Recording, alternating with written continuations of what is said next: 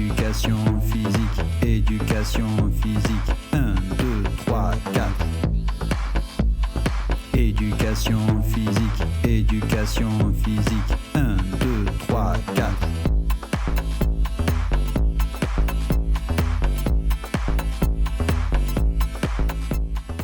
Bonjour à tous et à toutes, rebonjour. Donc, de retour en direct de la manifestation pour l'éducation physique et sportive et le sport scolaire.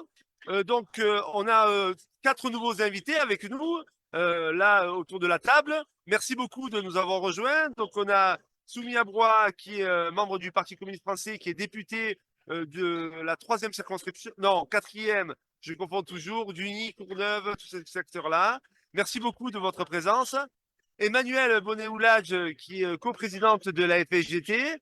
Merci beaucoup, Emmanuelle, l'une des seules fédérations qui répond très souvent présent et qui est à côté de nous sur les enjeux de l'éducation physique et sportive et du sport scolaire. Bonjour, Emmanuelle, et bienvenue. Bonjour. Et on a Kamel Brahimi, qui est secrétaire général de l'Union départementale de la CGT 93 et qui fait partie aussi de la Confédération exécutive fédérale. Donc, c'est-à-dire qu'il y a un niveau des responsabilités au niveau national. Merci beaucoup de ta présence, Kamel, dans cet échange. Alors, Merci de l'invitation. Bonjour. on a commencé par les raisons de la colère des enseignants d'éducation physique et sportive. On se dit, année olympique, il y a peut-être au moins un territoire où on devrait avoir un impact, un héritage important, c'est le territoire du 93. On pourrait espérer quand même qu'au moins sur ce lieu-là, il y ait de l'impact en termes d'infrastructures, de services publics, de développement, d'accès à la pratique sportive. Donc, peut-être qu'on va commencer avec toi, Emmanuel Bonnet-Oulage, sur une dimension un peu nationale. On a vu certains aujourd'hui chroniqueurs qui disent « Mais est-ce que les sportifs et les sportives risquent pas d'être les grands oubliés de ces JOP ?» Toi, dans le regard que tu portes sur les dernières mesures qui ont été prises par le gouvernement, pour eux qui interprètent en faveur du sport et de l'accès au sport, comment tu analyses et tu considères ces mesures-là? Est-ce que vraiment ça engage vers un élan de démocratisation de la pratique sportive pour tous et toutes? Je pense que la question qu'on doit se poser, c'est de quel sport de demain pour la jeunesse d'aujourd'hui. Et la conférence de presse d'Emmanuel Macron qui a précédé le discours d'intérêt général de politique générale du Premier ministre a plutôt montré une volonté de généralisation du service national universel, de mise en place de l'uniforme à l'école, bref, d'orientation qui vont à l'encontre même des enjeux d'éducation populaire et donc des enjeux de démocratisation d'un sport qui soit émancipateur, d'un sport non marchand, d'un sport associatif qui permette la formation de citoyennes et de citoyens éclairés. Et je pense que l'héritage des Jeux olympiques et paralympiques, au-delà de la seule campagne liée à la grande cause nationale et du fait de bouger, mais je pense qu'on en parlera tout à l'heure, eh bien, cet héritage aurait d'abord dû envoyer un message à la jeunesse qui est confrontée à des crises multiples, écologiques, politiques, sociales, démocratiques. Et pour avoir participé au congrès des étudiants en STAPS le week-end dernier, je pense qu'ils ont envie d'un monde plus solidaire, plus féministe aussi. Et je pense qu'il faut complètement inverser la trajectoire. Merci Emmanuel. Kamel, je me tourne vers toi, Kamel Brahimi. Donc tu as des responsabilités au niveau de la CGT 93. Voilà, je suis le Sophie Binet du 9-3. Comment? Le Sophie Binet du 9-3 pour Voilà. résumer, voilà. Et la CGT s'est engagée sur la question de la charte sociale, hein, et a mené une grande campagne pré-JOP. Aujourd'hui, avec le plan, la mobilisation importante qu'il y a aussi dans le 93, hein, auprès des écoles, peut-être qu'il y en dira 2 mots. Quel regard vous portez, vous, la CGT, sur l'héritage qui est en train de se dessiner pour le sport des citoyens, on va dire, du 93, qu'ils soient jeunes, enfants ou adultes? Alors, il y a différentes dimensions sur l'héritage. On va partir. Il y a un héritage certain, ça va être les infrastructures. On avait un grand déficit normalement sur le nombre de piscines. Il faut savoir qu'on est un département aussi malheureusement victime d'une rupture d'égalité républicaine et notamment sur la question de l'accès au sport via des infrastructures. Hein. On a un ratio très faible, hein, parmi les plus bas du pays. Donc, on va gagner un certain nombre de piscines. Voilà, on va pas minimiser ce gain. J'ai envie de dire, l'héritage principal, c'est peut-être les représentations qu'on va bouger sur le sport. Ça serait intéressant de faire le bilan derrière, d'avoir une image du sport qui soit plus voilà, facteur de lien, de solidarité, de dépassement de soi, pourquoi pas de reconnexion à la nature, et qu'on casse un peu l'image du sport avant tout compétition, des fois objet politique hein, pour le management dans l'entreprise. Voilà, je veux dire, si nous on n'y met pas des valeurs dans le sport, c'est les libéraux qui en mettent et pas des valeurs qui vont dans notre sens. Dernier héritage, je pense aussi intéressant, même si il est à parfaire, c'est ce que tu disais, Bruno, oui, la charte sociale qu'on a signée avec toutes les organisations syndicales et les organisations patronales, qui engagent, et nous engagent un certain nombre de principes qui concernent le droit du travail, la formation, la santé au travail, notamment les questions d'insertion aussi. Donc c'est une première et on espère que ça va créer un précédent pour que lors des futurs JO, on soit davantage soucieux des droits sociaux et des droits de l'homme.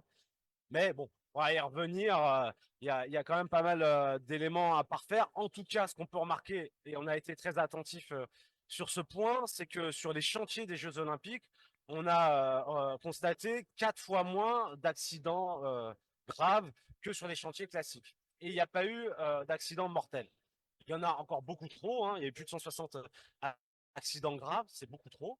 Mais on a démontré que quand on y mettait un peu plus de moyens, notamment pour le service public de l'inspection du travail, on pouvait avoir quelque chose d'un peu plus vertueux. Et encore une fois, il y a encore beaucoup à faire parce que sur des chantiers annexes au JO, qui sont les chantiers du Grand Paris, il y a eu beaucoup trop de morts. Nous, on en recense au moins 4 sur la Seine-Saint-Denis. Merci Kamel Brahimi de la CGT. Alors je me tourne vers vous maintenant, Soumia Brouard, député de la 4e circonscription donc de Seine-Saint-Denis. Vous êtes intervenu à une table ronde il y a avant-hier, un mercredi matin, sur la question de l'éducation physique, de l'importance de sa place au sein de l'école, en posant des questions lors de cette table ronde, et sur l'héritage des JOP. Hein. Et quel regard vous portez, vous, sur la situation actuelle de l'éducation physique, du sport et d'un éventuel plan de rattrapage pour la Seine-Saint-Denis? Alors tout d'abord, permettez-moi déjà de saluer votre rassemblement. Merci. En ce moment, on est beaucoup avec Kamel sur le terrain et tous les militants. Hier, c'était l'école, aujourd'hui l'éducation physique. En effet, en tant que député, actuellement, avec l'arrivée des JOP très prochainement, on multiplie les auditions, les commissions sur la thématique du sport, et ça, je m'en félicite. Et à chaque fois que c'est possible, on intervient, nous les députés. Stéphane peut aussi, parce que nous sommes 2 députés communistes dans le 93, et on le fait dès que possible. Et en effet, on accueille les JOP. Et on avait énormément, on est très heureux de les accueillir. Et on avait énormément d'ambition. On souhaitait justement avec ces arrivées qu'on puisse obtenir des équipements parce qu'on sait et on a fait le constat qu'en Seine-Saint-Denis, il y a une carence extraordinaire sur les équipements sportifs. Il faut quand même savoir que nous avons 16 équipements sportifs pour 10 000 habitants, alors que dans la moyenne nationale, je crois que c'est 50 pour 10 000 habitants. On manque énormément. Et ce qu'on aurait souhaité, c'est que justement, avec cette arrivée des Jeux Olympiques, on puisse avoir un rattrapage. Alors, en effet, tu disais, Kamel, on a quand même obtenu 2 équipements dans le 93, la piscine olympique et le bassin à Aubervilliers, et puis d'autres infrastructures. C'est très bien, mais les carences sont d'une telle importance que sans un rattrapage de l'État, en relation avec les collectivités territoriales et les élus, il faudrait vraiment un plan d'urgence, comme pour l'éducation, un plan d'urgence pour l'éducation physique, parce que la Seine-Saint-Denis est très mal dotée et pourtant, c'est un département sportif, c'est un département qui est jeune, c'est le département le plus pauvre et c'est le département aussi le plus riche au niveau des entreprises. Donc, il y a matière et il faut véritablement que l'État s'engage au-delà des Jeux Olympiques sur les équipements sportifs parce que il n'y a pas d'équipement sportif, il n'y a pas de pratique sportive sans équipement. Voilà. Alors, venons-en un peu sur la place de la démocratisation des activités physiques. Notre Barnum va bientôt s'envoler. Mais feuille avec. Emmanuel, je me tourne vers toi maintenant par rapport à la question de la démocratisation. Tu sièges aussi au CNOSF. Et au sein du CNOSF, tu as souvent partagé un point de vue critique sur la question des 2 heures de sport et des 30 minutes. Et dans la revue EPS, je te cite, hein, tu dis « L'EPS est une condition préalable pour faire du sport, un droit pour tous et toutes ». Est-ce que tu peux un peu préciser ton idée? L'école est obligatoire, l'école est le passage obligé de tous les enfants, de toutes les filles, de tous les garçons. Et donc, si les moyens de s'entraîner à l'école pour une EPS de qualité, c'est autant de chances de moins pour tous les enfants de la République d'accéder ensuite à une pratique sportive au sein d'une association. Et c'est d'autant plus important qu'aujourd'hui, il y a et d'ailleurs, on voit encore ici qu'il y a une part beaucoup plus importante d'hommes que de femmes dans les métiers du sport et également dès les études en STAPS, chez les profs de PS et de manière globale dans la pratique sportive.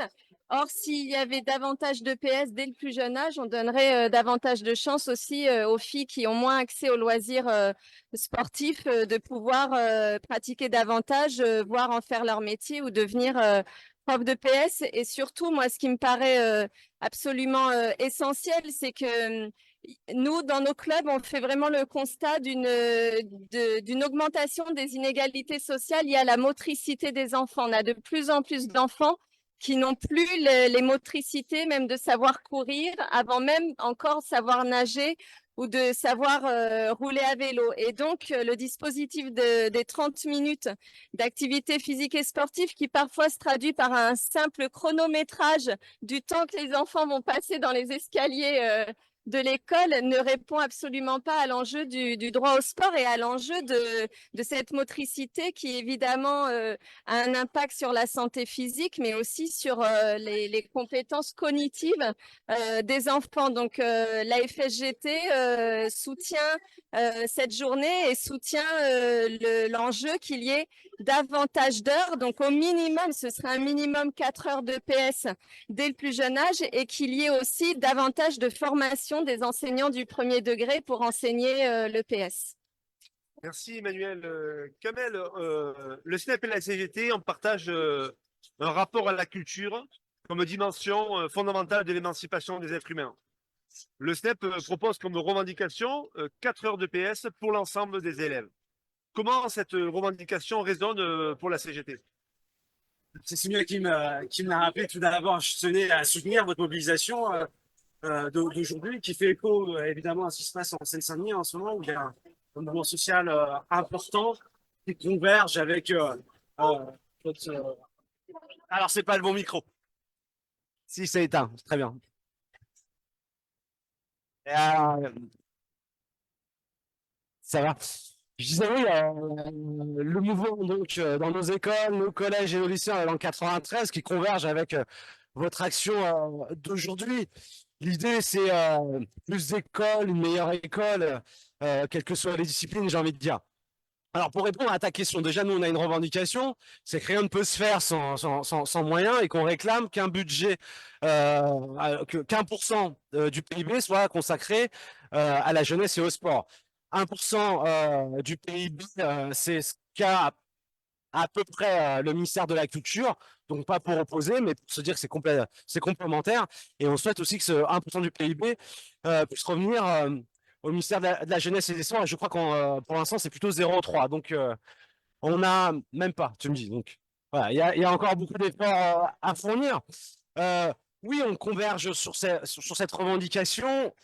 Et on est encore une fois sur l'idée que, comme tu l'as dit, que ce soit le sport, la culture, l'école, on est là pour donner des outils à notre jeunesse, pour faire en sorte qu'ils apprennent à apprendre, qu'ils puissent relever les défis de nos temps, que ce soit les défis sociaux, environnementaux, les défis sanitaires. Il y a un vrai sujet en ce moment sur la question de la sédentarisation. Et tu l'as dit assez rapidement, bien évidemment, pour nous, c'est des éléments d'émancipation sociale, de transformation sociale. Pour le dire vite, si on a davantage de profs, notamment de profs de sport, davantage de clubs, davantage de cinéma, davantage de théâtre, parce qu'encore une fois, pour nous, l'esprit et le corps, tout va ensemble, on crée les conditions d'une société qui soit avant tout davantage fraternelle, solidaire et qui place voilà, l'humain au cœur de tout. Ça peut paraître slogan, mais au niveau des syndicats, on a des revendications pour décliner ça en propositions et en actions concrètes. Merci Kamel. Alors, je me tourne vers vous maintenant. Je rappelais tout à l'heure que vous êtes intervenu dans une table ronde et vous avez porté, Il y a 2 mercredi jours, hein. matin, Tout à fait, oui. vous avez porté la question des 4 heures d'éducation physique et sportive et d'une revalorisation de personnel. Je ne travaille pas vos mots puisque c'est exactement ce que vous avez dit hein, en vous appuyant sur un rapport d'un de vos collègues, Stéphane.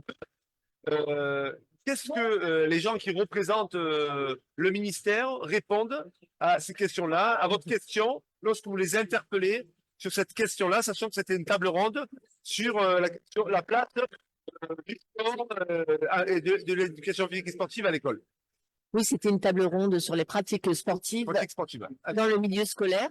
Et en effet, il y a eu différents intervenants du milieu scolaire et aussi sportif.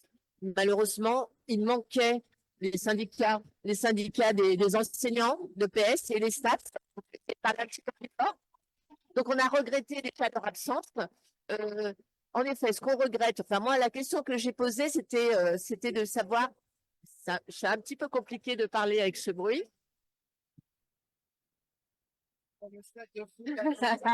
Alors voilà, exactement. Il y a énormément de bruit, énormément de monde, et d'ailleurs c'est parfait.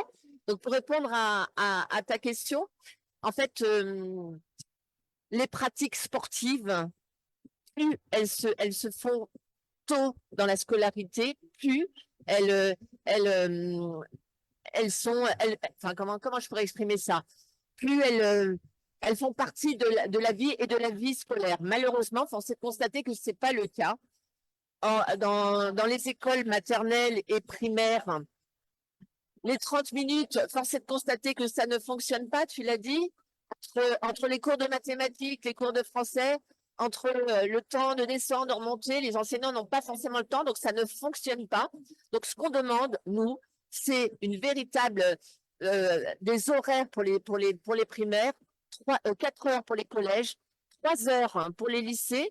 Et d'ailleurs, hier, avant-hier, lors de l'audition, le monde de l'éducation a pointé une problématique que je ne connais pas, que je ne connaissais pas et que je vais continuer à travailler, c'est le manque de sport en lycée professionnel.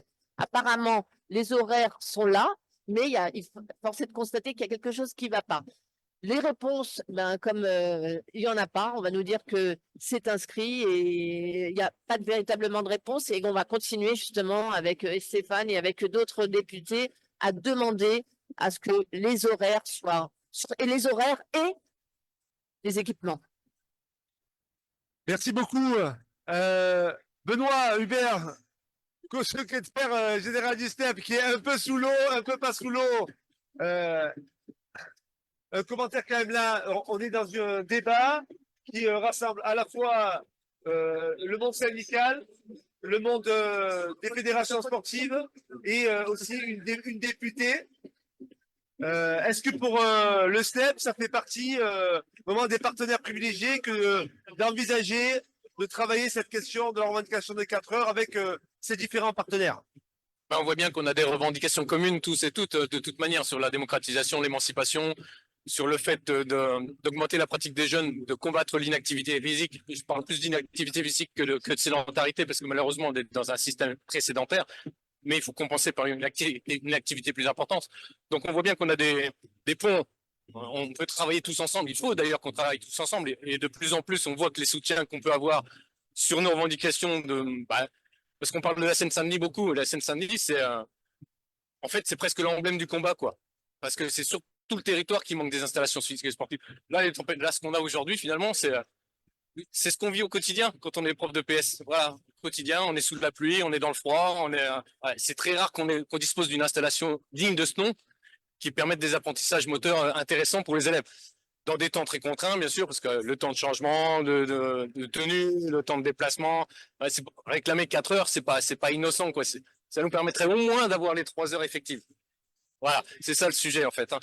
Donc, bien sûr qu'on peut travailler ensemble. Et puis, si on revient sur les dispositifs, les fameuses 30 minutes et les 2 heures, ça me fait penser un petit peu à, je crois que c'est Lao Tse qui disait donner un poisson à un homme, il mangera une journée, apprenez-lui à pêcher et il se nourrira toute sa vie. C'est exactement la même chose, quoi. C'est le même principe.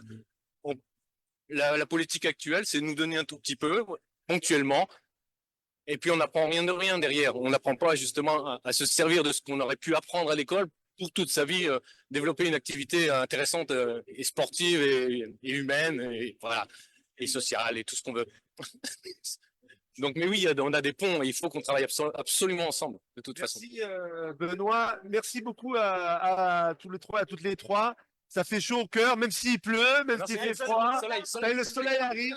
Voilà, c'est peut-être un signe que notre mouvement social ensemble et solidaire peut permettre pour la jeunesse et les enfants, avec des mesures concrètes, qui aient un impact réel pour avoir finalement une vraie démocratisation de la culture sportive pour tous et toutes.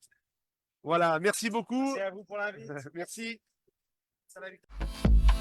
Éducation physique, éducation physique. 1, 2, 3, 4. Éducation physique, éducation physique. 1,